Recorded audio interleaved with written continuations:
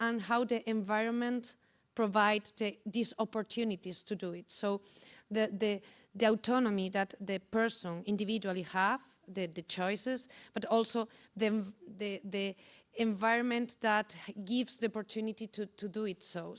And this is not only the formal education that we were talking also about, it's this education, this information, but also the education that we receive in the social environment, the cultural values that we saw that in any of the countries that we were participating, the cultural values, the importance that give to this. For example, in my country and in my region, the fishery, it's a very important thing, and some people do not want to be vegetarian or vegan because the fishery is one of the main focus of the economy. So it's something that people do not want to change, but this doesn't mean that these people do not want to change in another sustainable option. So this also related to this sometimes cultural, sometimes business thing. So this is, that's the thing. I'm sorry, we have 1 minute left, and I want to give Irene the chance to say some final words. I don't know if Lena needs to say any final words. Irene first.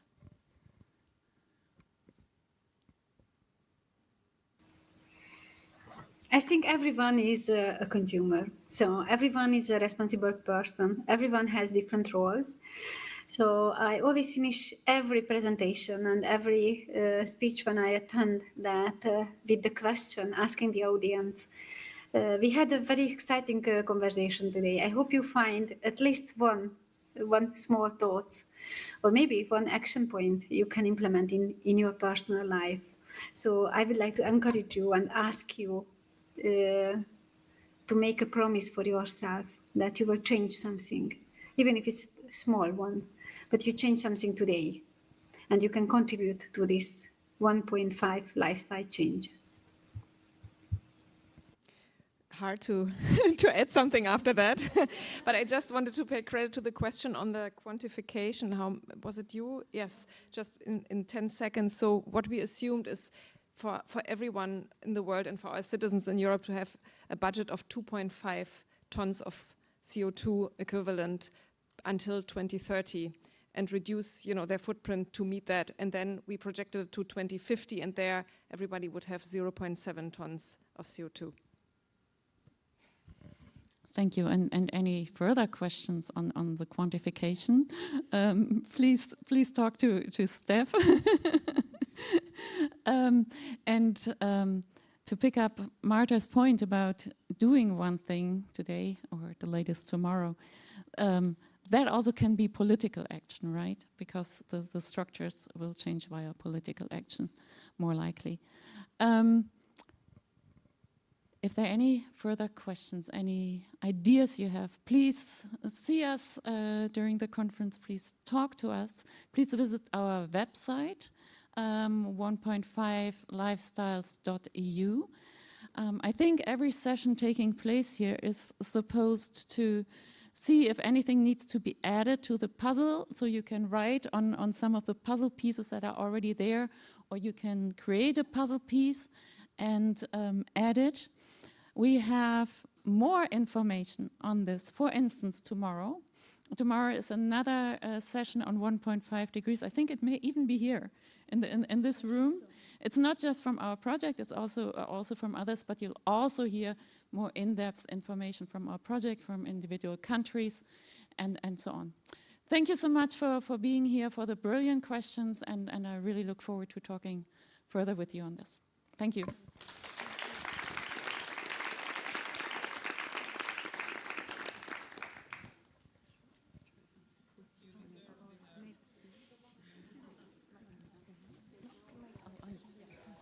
I'll let them do it.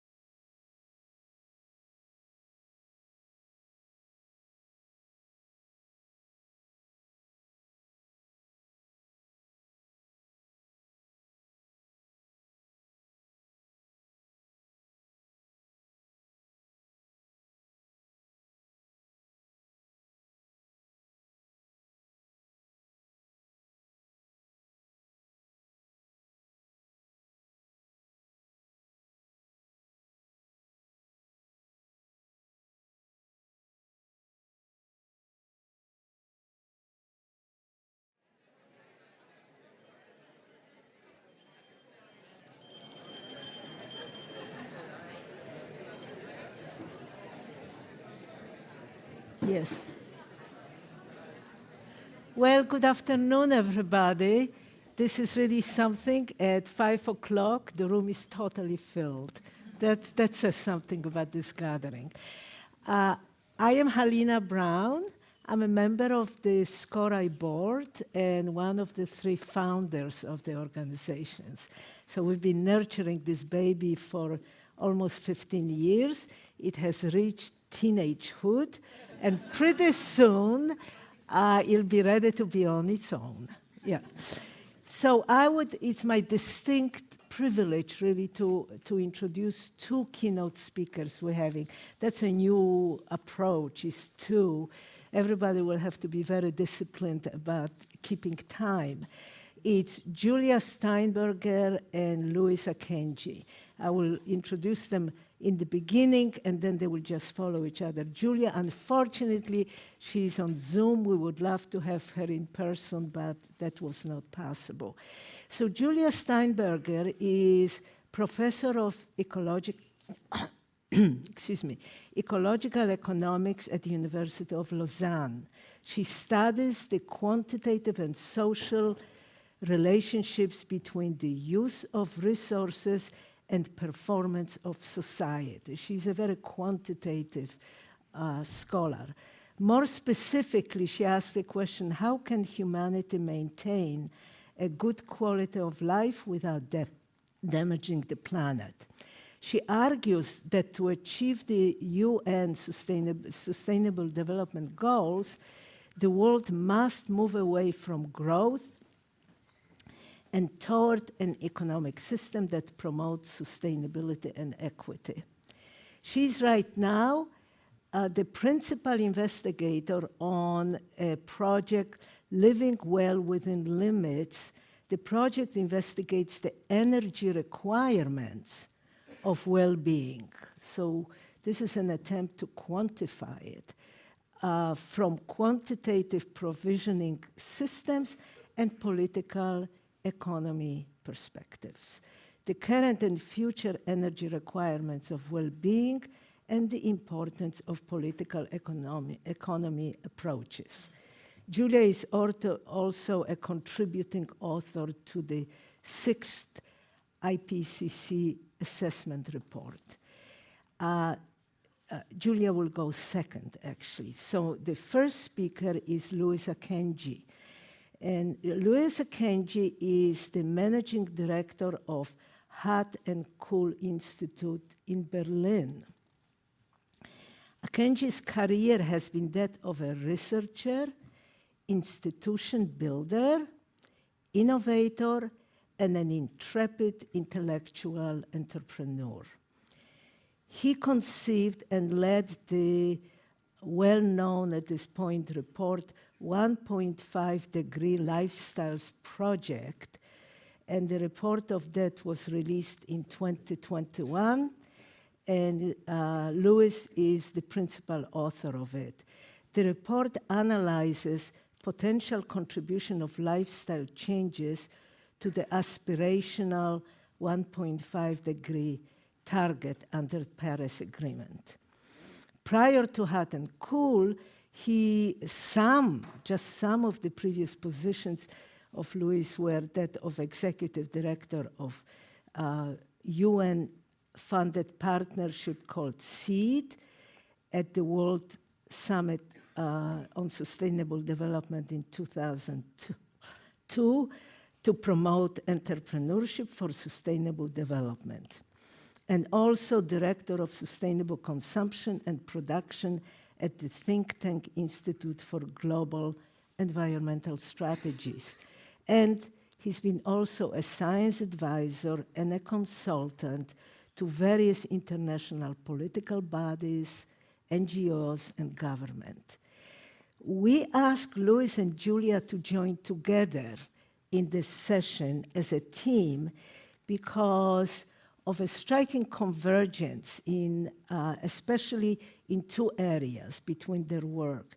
The first one is that they are this rare species of fine scientists who are also deeply committed to social and political activism.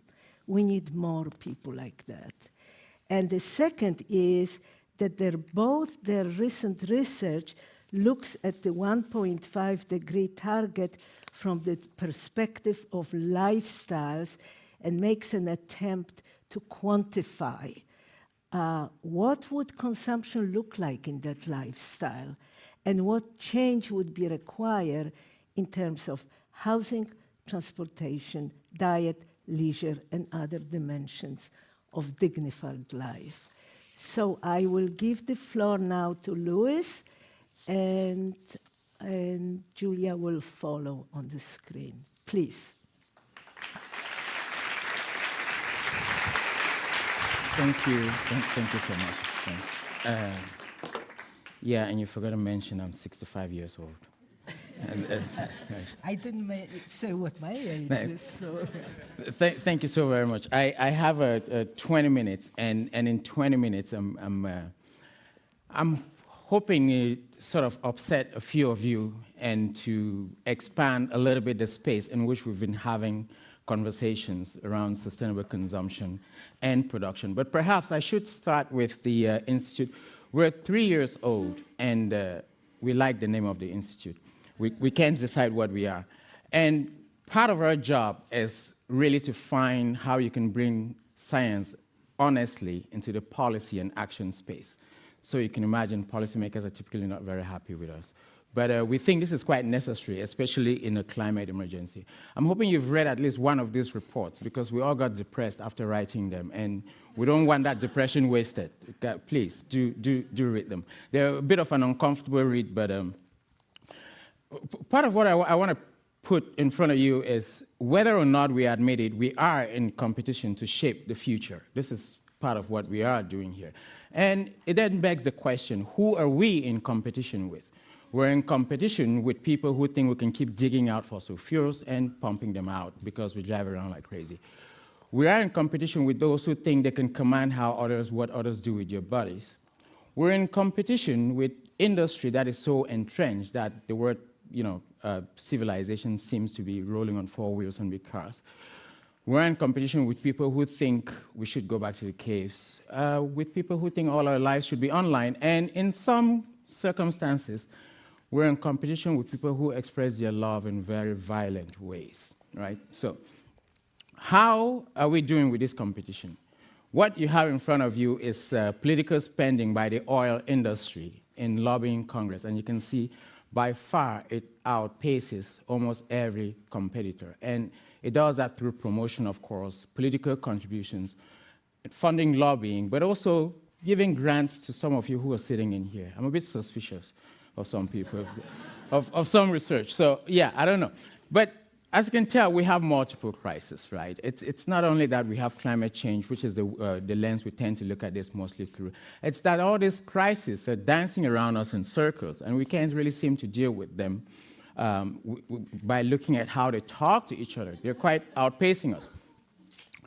And we also know, as I'm sure the EU 1.5 degree lifestyles project before said, that the biggest problem is coming from 10% of income earners. So 10% of the persons are responsible for 50% of CO2 emissions, which is why, of course, the young people are pretty pissed off about the prospects for the future, and we talk a lot about eco-anxiety.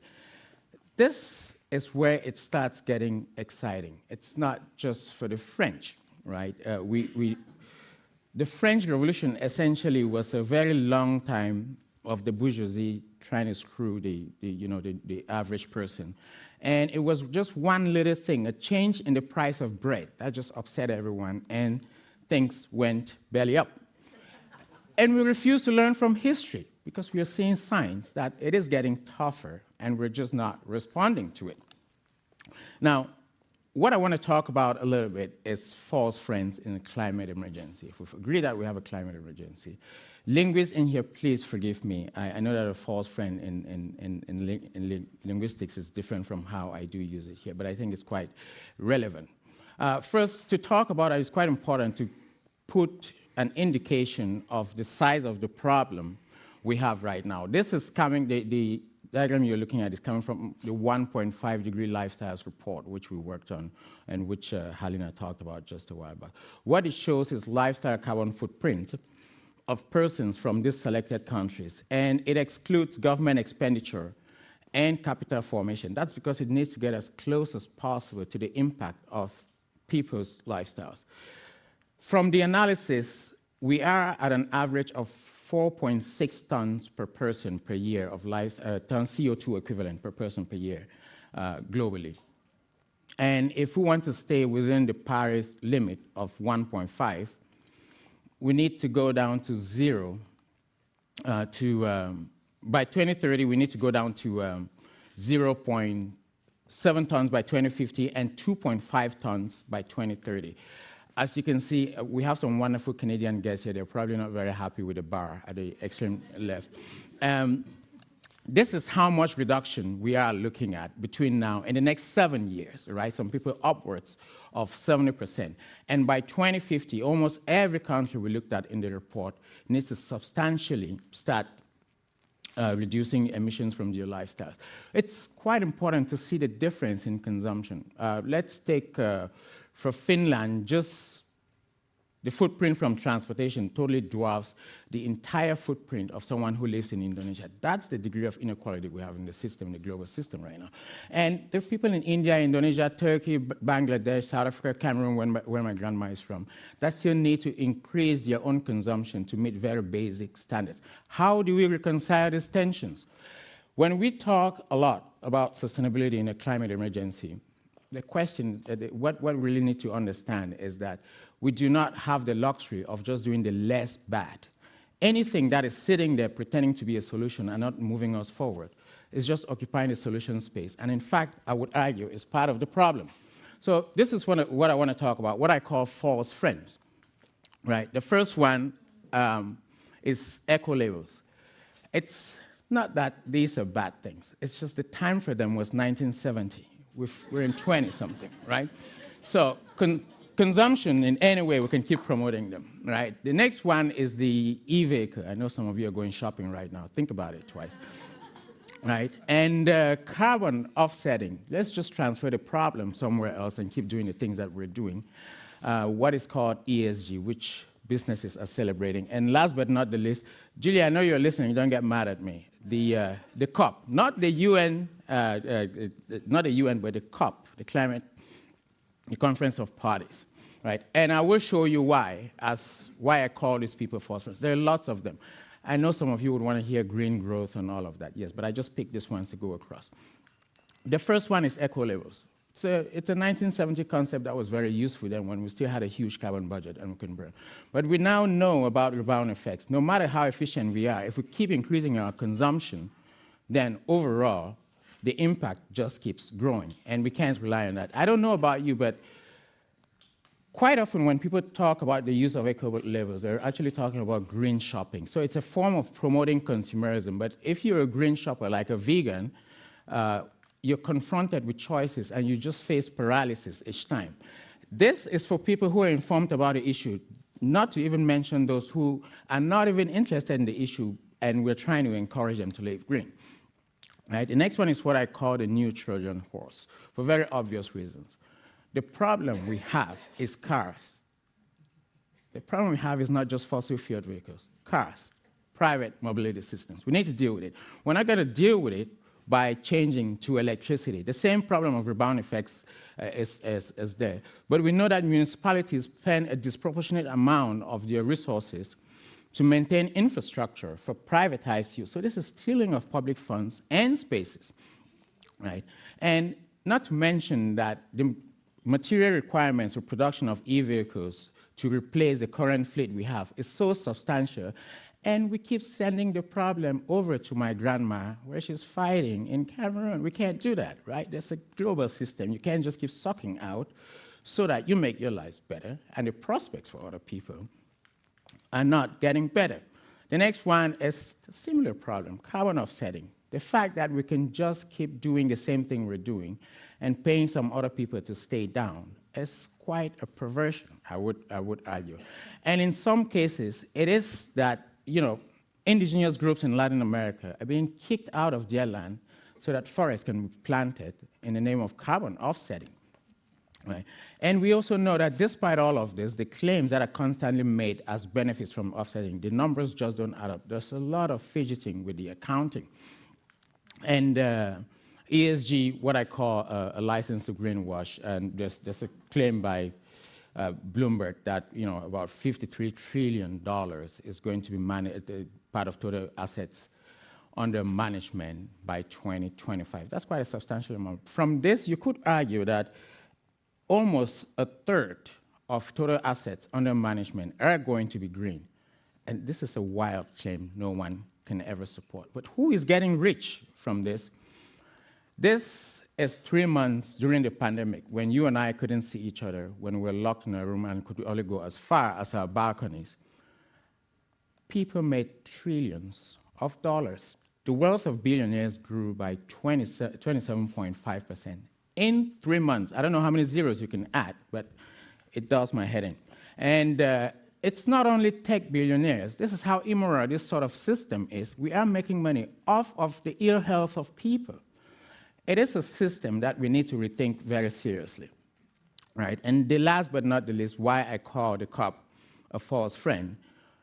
The first assessment report came out, I think, in 1990, and we had the first COP in Berlin around 1995.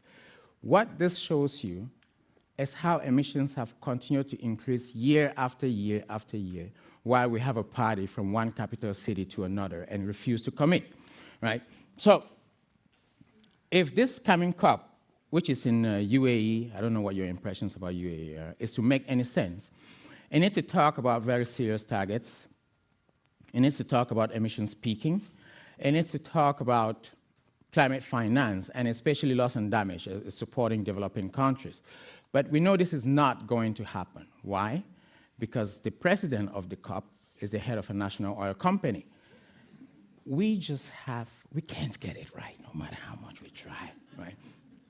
So, false friends, where do you hang out during a climate emergency? Who is not a false friend? And what I would like to show is a bit of what we're playing with at the Institute right now. Some of it is in its infancy, some of it a little bit more advanced. But I'm also hoping that it begins to suggest to some of you how to expand the scope we're looking at beyond just technical issues of consumption and production, but looking at a broader socioeconomic context that is informing this kind of behavior. Hence the question, in a climate emergency where we know that there are vast inequalities in the system, how do we distribute the fast-shrinking budget in a way that is fair across the board to everyone? This is a question we somehow need to answer. And one of the concepts we're working on is the idea of a fair consumption space. Here, it is an understanding that it's not only the need to reduce overconsumption among certain groups, this top 10% or top 20%.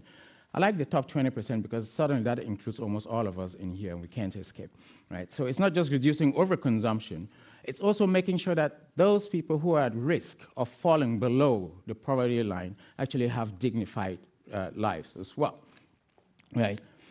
One way of beginning to think about this is the global architecture, the global governance architecture for sustainability. Instead of, one idea here, instead of just having a UNEP, UNCCC, Conventional Biodiversity, or WMO, why not just combine this into a UN Council on Ecological Stability? And to take it even more seriously, just give it as much power as we have for the UN Security Council. I don't have an understanding why you can go around shooting people and it's considered legal, but you can't put a stability pact within the system. But it's also to begin to look at resources and global commons, not in the same way we're looking at the sovereignty of countries, because many of these problems ecologically go across national borders and national jurisdiction. And in a sense, while we're rethinking governance, to also think of industrializing countries not just as suppliers to better living in northern countries, but as partners, as people who also contribute with indigenous knowledge, with alternative values and ways of organization, which for centuries have actually been fairly healthy and compatible with the climate system. We're also exploring a little bit about the question of universality. Quite often people talk of universal basic income. The Earth for All project with the Club of Rome talks about universal basic dignity. There's universal basic services, public services. What is universal about what? How do you determine what is universal, and how do you then use it? One of the areas we're exploring here is universal basic services. If you apply this, for example, in the case of housing, if we agree that shelter or housing is a fundamental need, we can also not then subordinate it to speculative financial investments where they're losers, because it's so fundamental. You can still buy a house, yes. You can still sell a house, yes. But you're not allowed to make a profit off of it because you displace someone else, especially where we have a shortage. Same principle applies to healthcare as it does to things like food. It doesn't mean there's no market anymore when you apply universality. It means the competition ground has moved somewhere else, and fundamental needs are not in play anymore. Right. The next one, instead of thinking of our cities as construction zones for cars to drive around, it is possible to conceptualize cities in a way that they're happier, healthier, people-centered spaces.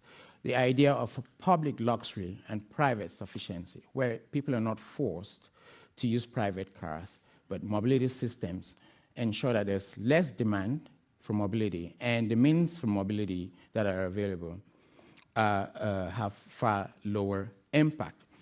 An idea we're playing around now with is, having shown you the numbers, we are going to accept that there are limits to consumption, period. We're not going to have it our way, and everyone is not going to keep consuming the way they're consuming now. But how do you decide? This concept of choice editing is something that governments have always used. I was arguing before that you can't buy a gun, and you can't walk into a supermarket and buy a gun. This is because it's been choice edited. Lots of these options are edited out for lots of reasons: public security, safety, public health, and so on. But in a climate emergency, you should argue that sustainability should be a primary criteria for choice editing. How would that work? The first thing is to edit out high carbon-intensive consumption and lifestyles options, especially those that have privatized benefits and distributed burdens. Your private jets, your mega yachts, they're out. Incentives for increased consumerism, like your frequent flyer miles. I don't know how you got here, but the luxury hotels, I don't know where you're staying here, and loyalty programs, those need to be out. And speculative financial investments, like I said before, in the case of housing. But it's not just editing out things, it's also editing in low carbon options, so not everything disappear, and alternative satisfiers. One way of thinking of it, I've shown the example of public transportation. You could also think about it in terms of food and other basic areas of fundamental need. And to make sure that there's a bit more fairness in the system, we need to put in place mechanisms that ensure equity. It means that we should start thinking about how to cap wealth per capita, for example, and how to convert a lot of the infrastructure that is put for private use, like for parking of cars and so on, into public use. So choice editing as an example here, and how you will use it for sustainability. Instead of talking about an eco label, we flipped it, right? You can talk about it on eco label. So you don't get to punish the poor farmer that is spending a lot of time to grow food, to talk about certification processes that are so complex that they get lost. But all the options that are available by default are sustainable. I have to choose between the sustainable and the sustainable, right? So how would this work? Instead of putting an eco label on a product, you put an on-eco label on meat. You can put it on a pair of jeans. Few products which we think are not useful in a climate emergency, and which, anyway, squander the limited water that we have. And on these things that use up so much public space and resources, I promise you I like cars. I just don't know what to do with them. Right? To end up, I invite you to reflect a little bit, to step back and ask the question of really where the problem is. We're moving towards solving it. Where really is the problem? We know that we have three key tensions in the system. The first one is increasing production and diminishing resources. The second one is that we see rising poverty, but also at the same time, rising consumerism among a tiny class. And the third one is that we're increasing pollution while the quality of our sinks is decreasing. I would argue, and I hope you do agree with me, that the most difficult one is this space in the middle. If we can't get this right, we're going to get a psychologically broken society in an environmentally sustainable space. Thank you.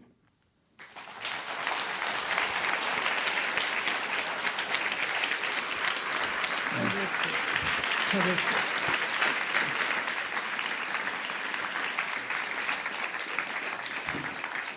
I would like to postpone these questions that are, I'm sure you are ready to pose them until we finish the second presentation, if you may. So take your notes, don't forget what you are going to ask, and let's move to our second speaker. And the smart man behind this window should do that. There she is. Can you hear us? I can hear you. Can you hear me? Yes, yes, excellent. Welcome, Julia Steinberger, and you have a room full of people ready for you. Thank you so much. And the slides are kind of small, so I'm just wondering if they can be made bigger or if my head has to be next to them. Hi, everybody. Hi, Helena. It's lovely to see you. It's lovely to see Louis. And I wish I could be with you, obviously. So let's get right into it. I want to talk about 10 stylized facts about living well within limits. So if we could go to the next slide, please. So this is the analytic framework that we used within the Living Well Within Limits project. We basically go from biophysical inputs, which include natural resources, and their links to planetary processes, although we don't really study that part in the project. We focus on energy, to social outcomes, need satisfiers, and well-being. And in the middle, we have this object of heterodox economics, which are provisioning systems. And one of the things we really insisted on is being able to study not just technology and economy, but basically this object of socio-technical provisioning systems that have both social and physical aspects. If we can go to the next slide, please.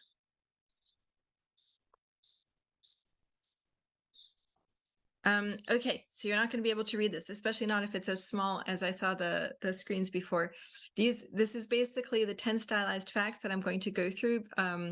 I think this paper that we're working on is actually due to Marlene Sahakian, who may or may not be in the room at this second, because she said, listen, you wrote too many papers, just write one that summarizes everything. So this is what we're working on now. And I'll go through some of them, some faster than others, but this is basically what we tried to come up with in terms of summarizing our research. And they're sort of divided between at present and in the future. So if we could go to the next slide, we'll get to the first one. So at present, stylized fact 1 is that satisfying human needs does not usually require increasing energy consumption, even in the global south. And this is something that we were able to see in a very detailed way from the research, for instance, of Marta Baltrushevitz, who looked at energy footprints of individual households in Vietnam, Zambia, and Nepal. So I really recommend you look at her papers because of the level of detail in there. And we also saw that despite this large correlation, that over time, energy use and primary energy use and macro indicator like life expectancy are actually very weakly coupled. So this is why with our evidence for this first fact. Next slide, please. In the future, satisfying human needs globally could be done using less than half of current energy consumption. This was a model by Joel Mildred Hopkins, published in Global Environmental Change in 2020, and it was based on Narasimha Rao's Decent Living Standards, Decent Living Energy, and basically the headline statement is there. Decent living energy for all would be achievable at 40% of current energy use despite population growth until 2050. This is a model that takes into account very high technology efficiency, but also very high levels of sufficiency and equity. Everybody has enough, nobody has too much. Next slide, please. Energy inequality. So this is another at present stylized fact. Energy inequality is large and driven literally by the most affluent. So here I'm joining Louis in his problem with cars. And this is a result, again, from the PhD of Marta Baltrushevitz, this time looking at the households in the UK. They're divided by deciles. And, you know, the richest decile is the top, the smallest decile at the bottom is the poorest. And you have their energy footprint, so including trade effects on the horizontal axis. And the UK is kind of strange, but what you can see is that housing is very equitably distributed. In fact, housing-related energy changes pretty much very little across the income deciles. But you can see that transport categories are very highly unequal, including flights and cars, to the extent where the richest 10% use as much energy on flights as the poorest 20% total.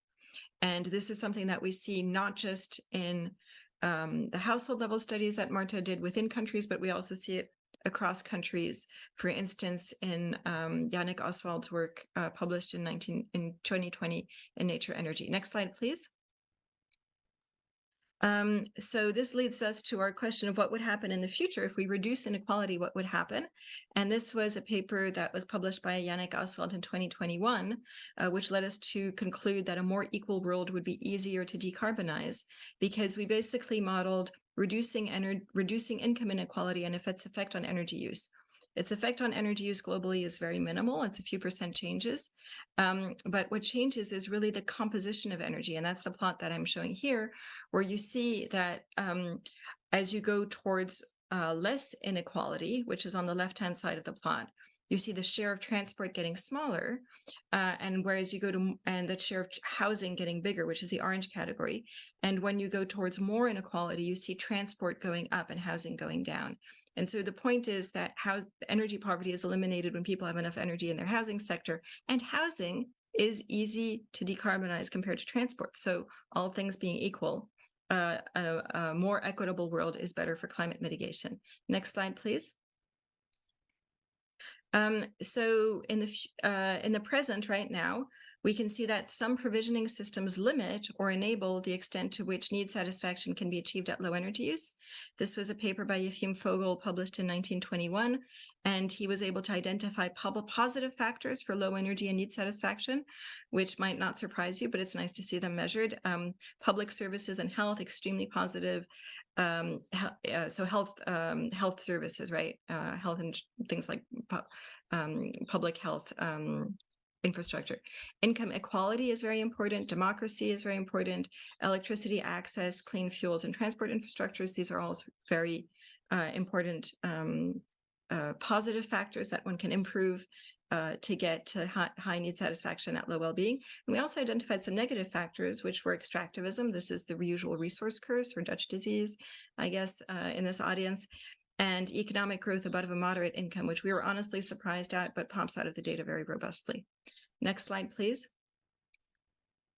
And in the future, don't worry about these plots. They just show that we're able to do some modeling based on these different parameters, improving provisioning systems, so improving these kinds of factors, both at the international level and at the household level in Marta Baltrushevitz's work, could enable much higher satisfaction of human needs at lower energy use. So you can do better with less as long as you act on these other provisioning factors. Next slide, please.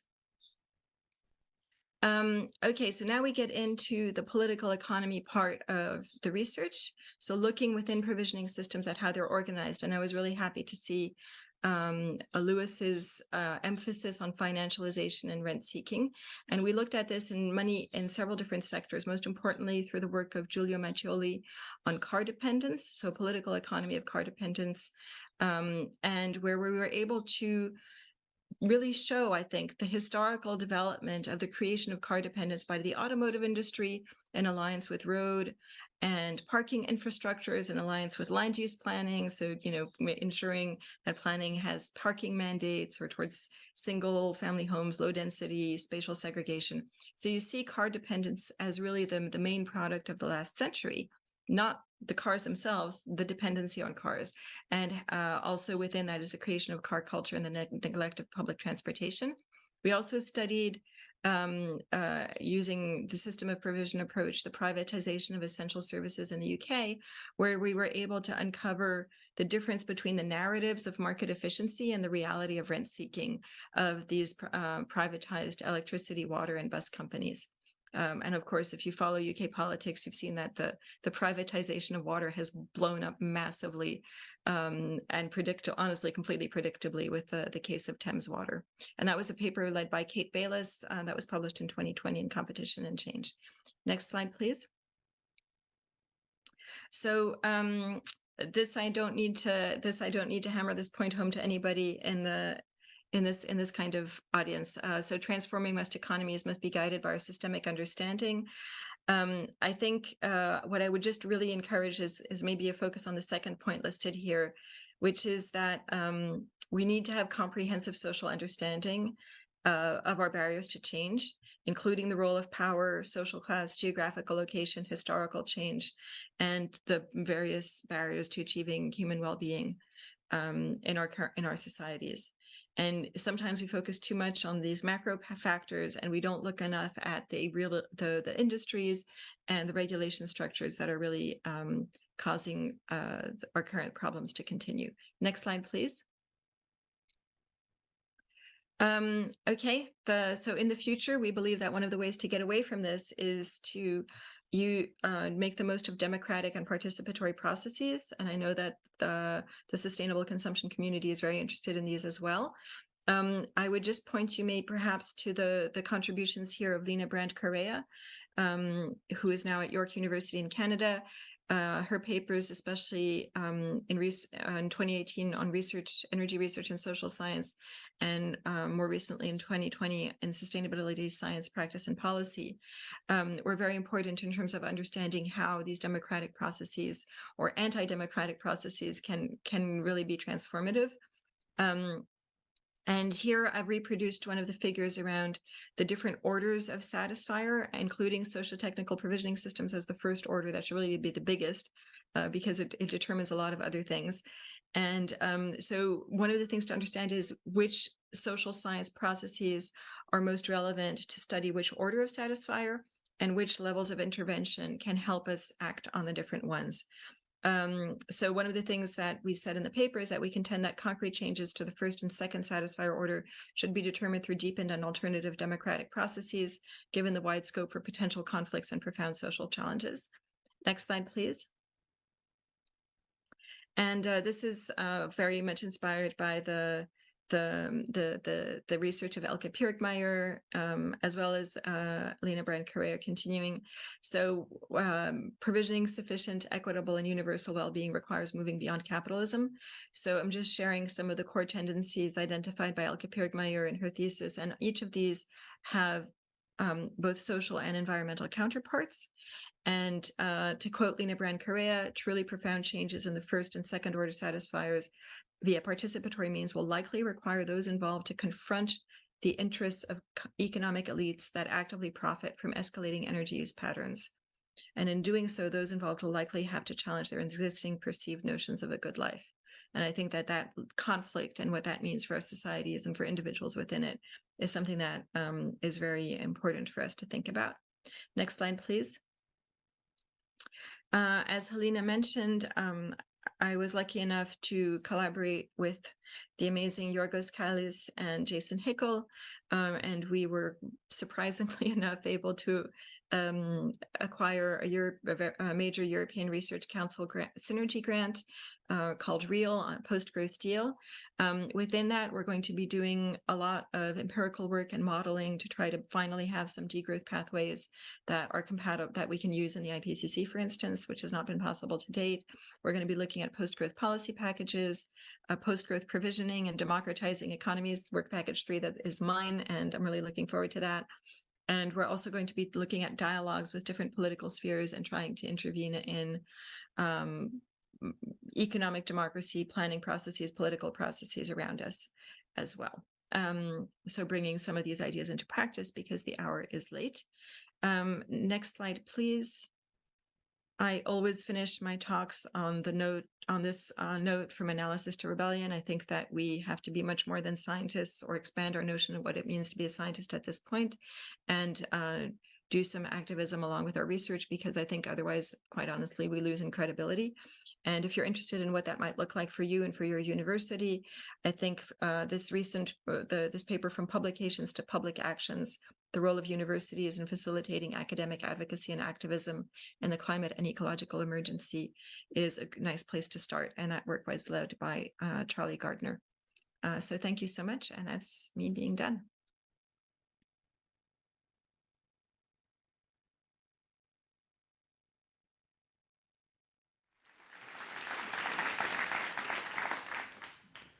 Well, I would like to open it to a discussion and questions, but let me take the privilege of being here and ask you this question to both of you. You are both supportive, strongly supportive of democratic processes, but at the same time, you advocate really radical changes, including going beyond capitalism. Aren't they too contradictory? People who are in power right now, the system that we have, are they going to give up this power through a polite democratic process? Thanks for that question, Helena. I don't know. I can see you, but I can't see Louis. Oh. So Louis I'll have a maybe first go at can. answering. Yeah. I think that democracy would is. answer. Hi, Louis. You can say, I don't know. Can I just say, I don't think that democracy is polite when it's done right. Right now, we have polities, our political space is deliberately weakened and anti-democratic in the sense that representative democracy is not very democratic itself. And it's also, our politics has agreed through ideology to stop at the boundary of the free market. That lots of scare quotes around that one. And so because basically we've outsourced the most important decisions in our democracies to this free market. And I think that economic democracy is a core challenge to that set of that status quo, and also to the capital, the power grabs and wealth accumulation that Louis showed very well that happen in the current economic system. And I would say that economic processes such as citizen assemblies and the kind of democratic process that Lena Brenn-Curry was able to do within communities really show that very ambitious and very different ways of taking decisions can be done when people see themselves as citizens who are also allowed to think about how they would change the economy. That would be my answer.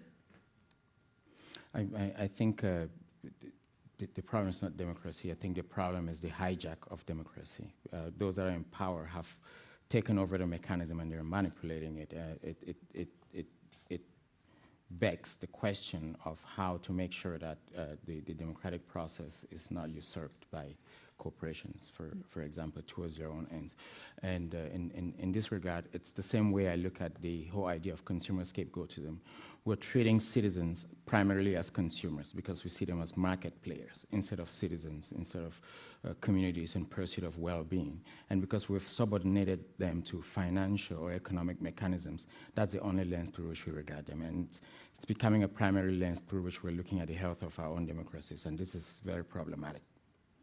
Thank you. Okay, the floor is open.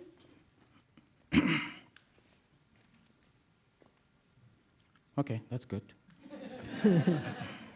No, it takes a moment. Here is the first person, and then there will be the second. Oh, yes, please, yeah. Right. And you will go next. Hi, great talks. Thank you very much. Tamar Meshulam from Ben-Gurion University.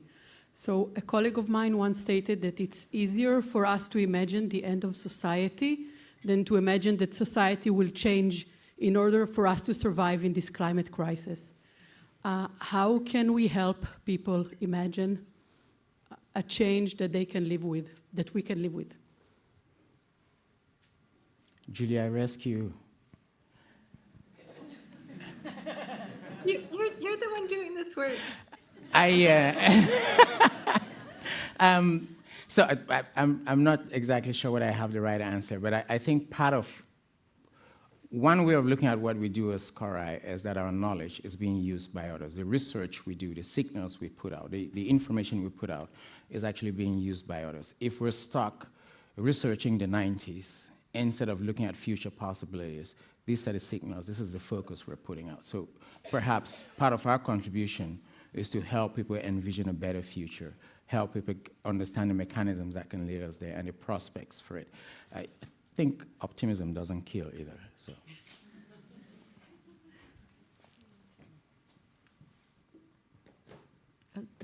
Anybody here?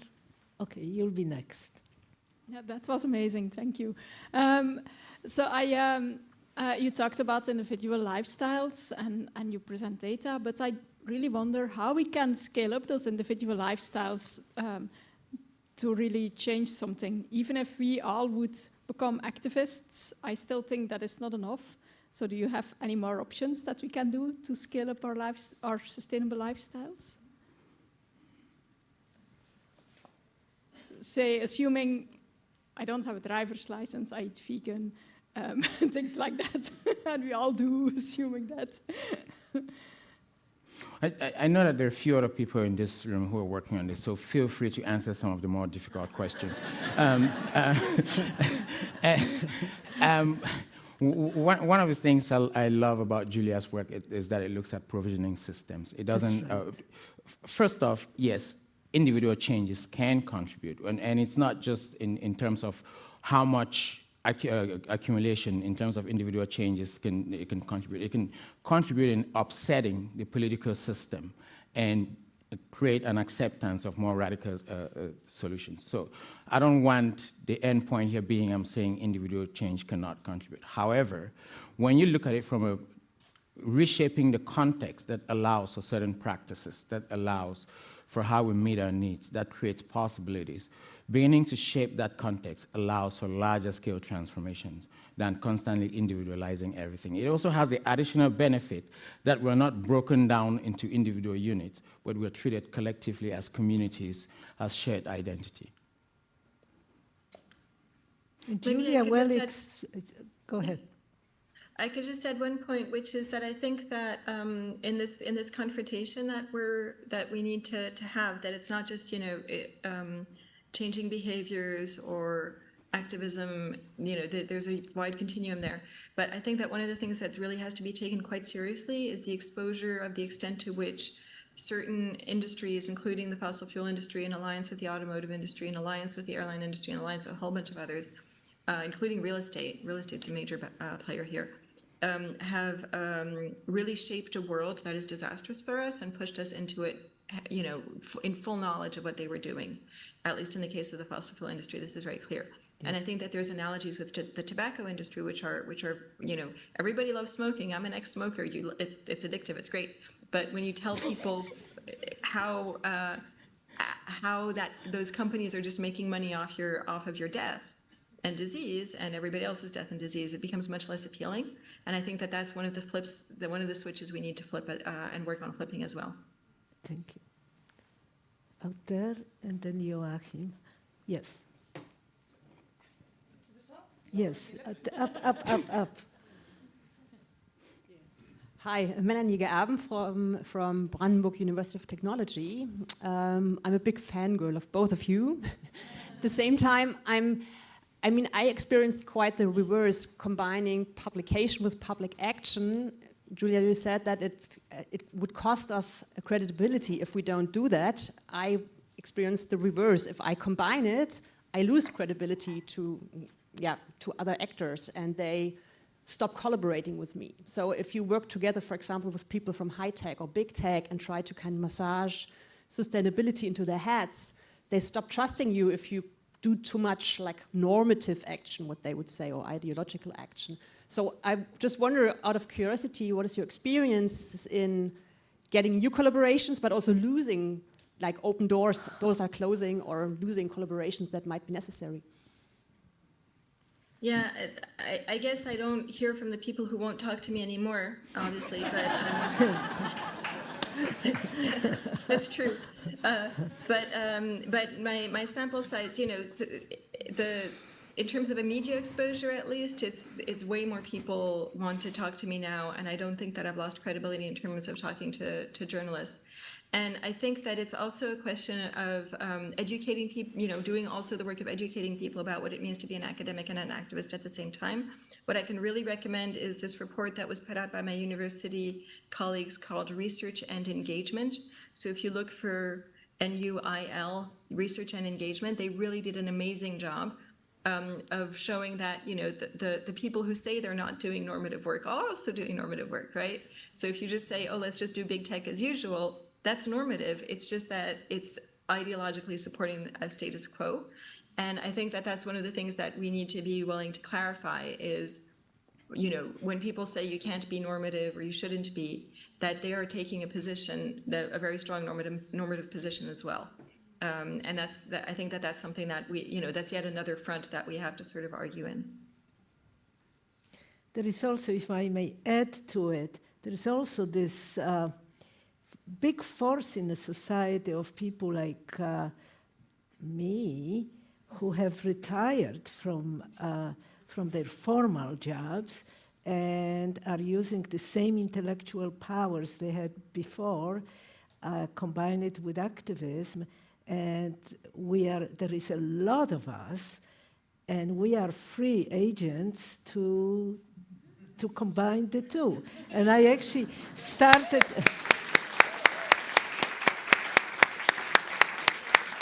And we started at this conference. I already started a conversation with somebody who thinks that way, and let's see where that takes us, right? It's very hard, I have to say.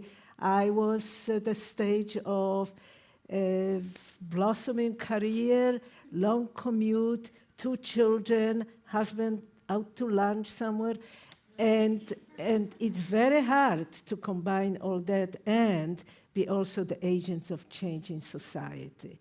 But there comes the time that you gain a lot of freedom, and there is plenty to do. So, yes. Joachim.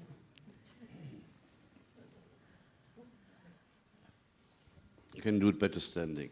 Joachim Spangenberg's my name. I'm a retired scientist as well and member of the board of BUND, Friends of US Germany. So it's possible to do that.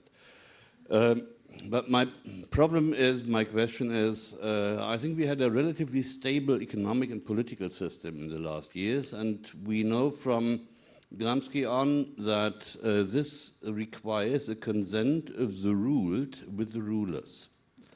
And I think the basis of this consent of the ruled with the rulers is consumerism. I think you had it in your presentation, Julia, that overconsumption is one side of the coin and overproduction the other side of the coin. Now, my assumption is, at least my analysis is, that in Western Europe, part of the US and Japan, we have already left the era of unlimited growth, or of permanent economic growth. We have entered a post-growth era. If that is the case, what does that mean for the consumerism? Because it means that all the money which we have used to compensate for any kind of crisis will no longer be available. That profits will not be the same than before, and in particular that incomes will decrease, and that kind of consumption will decrease.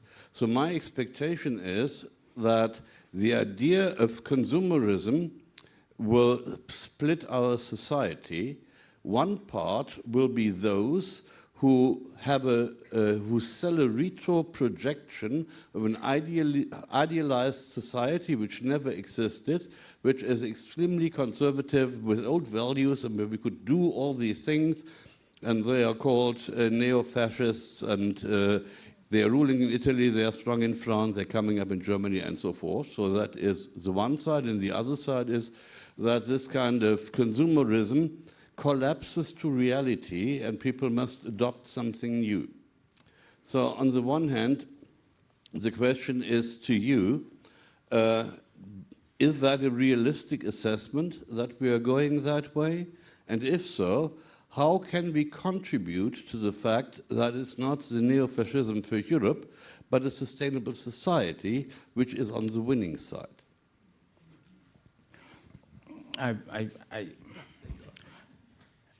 All right, I think for a long time, what you call stable is the people that were underprivileged were quiet. It's an uneasy sort of stability because a privileged minority could have a lot of control over a majority. It is also the reason why where we are now is a little bit more dangerous, because the size of the pie is shrinking. The carbon budget is shrinking. The resources that we depend on are shrinking.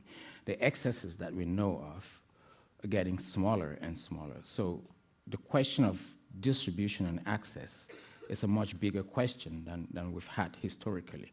And because it's so heavily contested territory, it means that every tactic is coming out from every anger. You know, people hit back when, you know, you push them to the wall. So I think, yes, it was fairly stable, but it was fairly stable because Africa was quietly shipping things over here. China was quietly producing things for Europe and North America. But North America was quietly taking from Latin America. And we got accustomed to this as a normal way. We defined what the norm was, what development was, what well-being or the good life was. That is changing now. It is true, and it's changing for the better, in a pretty nasty process, but for the better.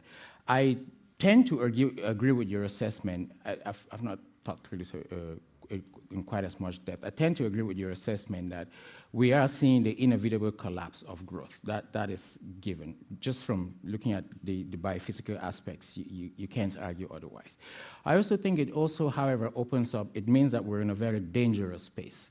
That collapse of growth, there are two things that are happening. Although we're seeing the inevitable collapse of growth, the infrastructure that allows for growth to happen is not yet dismantled. The interest groups that benefited from growth, as we know it, is still fighting back. And somewhere in between leaving one sort of paradigm or system to another, there's that open space. And we don't have enough ideas to fill that space to actually tell us then what a post-growth society would look like. This is why there's a desperate need for the work that Julia and others are doing, and for SCORI to think about how to fill that space before it gets taken over by other players, those people we are in competition with. Thank you. Thanks, Louis, and thanks, Joachim. I think that you're exactly right in terms of our moment. And I was recently lucky enough to be in Vienna with the Karl Polanyi, the International Karl Polanyi Society, which is a lovely thing. And I was very strongly reminded of Polanyi's point that, you know, that basically fascism is the consequence of people being exposed to, you know, the unbridled market and not protected against the unbridled market.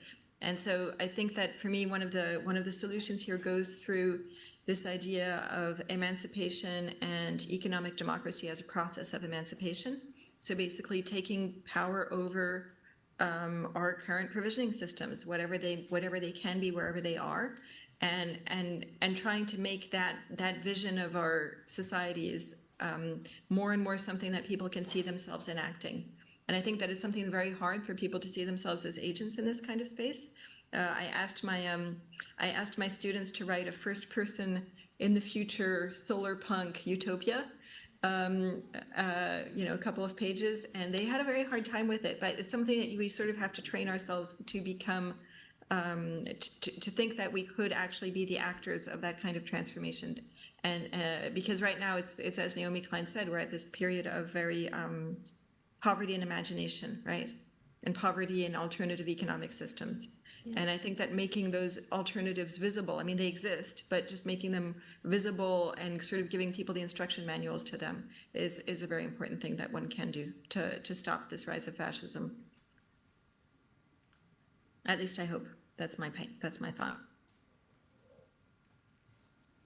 Time's up. Okay, well, we can take another 5 minutes. We're already at the end of it, but but okay, since this is, I can't help myself, right, from talking. But it's worth remembering, at least in the US, sometimes in the 60s and beginning of 70s, we had extraordinary changes in the society. The anti-Vietnam and environmental movements and women movement, and a lot of flux.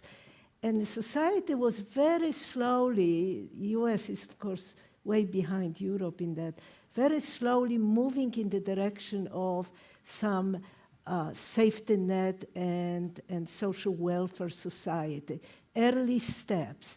And there were people, of course, who did not like it, and they determined that they were going to stop it at any cost. And this was a very well-organized effort that went on for decades. Think tanks were developed, strategies were developed, funded with billions and billions of dollars from various well-designed sources, And they succeeded phenomenally well, right, in killing the beginnings of a real positive change in the country. And look where we are right now, totally unbridled capitalism, financial capitalism, and so on. I think that the other forces that we want to see win, have to do the same thing. This is about individual responsibility and changing my lifestyles, but it's much more than that. Politics is a blood sport, and this is what is needed. And we have to start thinking about it. They could do it, we have to do it, and it took them a few decades to get there. Yes? On that note, I want to remind you the SCORI membership meeting is right now. Okay, okay. So the SCORI membership meeting starts now. It's in that room on the other side, it's the auditorium, right? Auditorium. Everyone is invited. And I also want to say that the speaker on Saturday, the keynote speaker, Richard Wolff, will try to take on this question of power and beyond capitalism and how can we move forward. So please come. And thank you everybody. And thank you. Where is Louis? Thank you, Louis, and thank you, Julia, very much. Bye-bye.